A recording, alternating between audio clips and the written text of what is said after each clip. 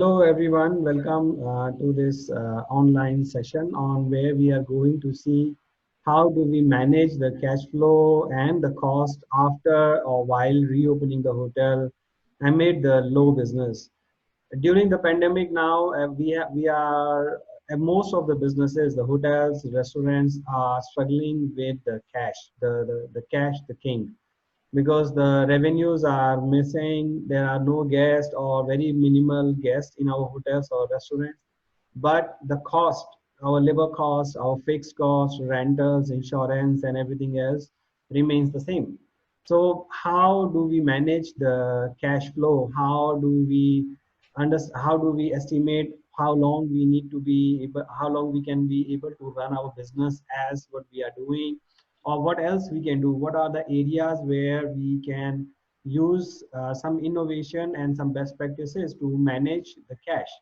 So we're going to look at a little bit of the strategies first, and then I will show you a template where you will be able to see in Excel how you can budget for the next 12 months to understand what are your cash requirements so that you can manage it either with the businesses, with the banks, with the government soft loans if the governments are giving you soft loans, or you can request the banks to fund you for this crisis period.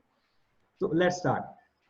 So the first thing which we need to do is because we need to do the cash flow because we know that the future is uncertain, it cannot be predicted. But planning definitely helps you to estimate your revenue stream, cost management, use of technology, business consolidation, expansions, and it helps us to think hard and plan ahead. And while doing that, we can do the critical steps on how we can manage the cost. So before you do the planning, what do you need? You need to understand what were your actual levels of occupancy, what were your guest activity, what was the distribution channels that were effective in earlier, how many F&B covers if you are a hotel, how many F&B or spa guests you used to have. Now, these actual trends might not be much useful for you in the future, but it definitely will help you to understand and estimate in the future.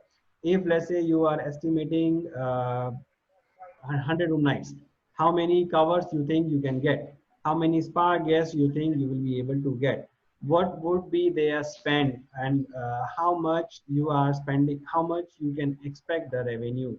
So past trends in the current scenario will not be very helpful, but it will just give you a basic idea of how you have been doing, what were your revenue source, and what else you can actually go after. What was your effective revenue channels, distribution channels, which you may want to go after in the future.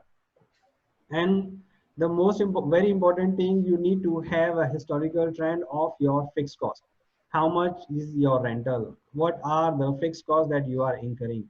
Your rental, your labor cost, your meal cost, your insurance, entertainment, music, AMC of your equipments, computers, servers, internet lines. What were they? What are they? And can you negotiate with them?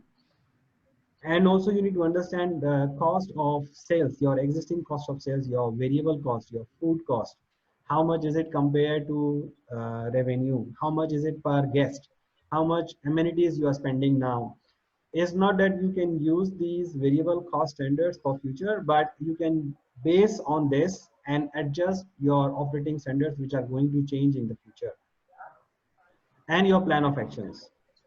What are you going to do? So future trends, as we know, we have been discussing in the lot of all the webinars and seminars, that is a new normal.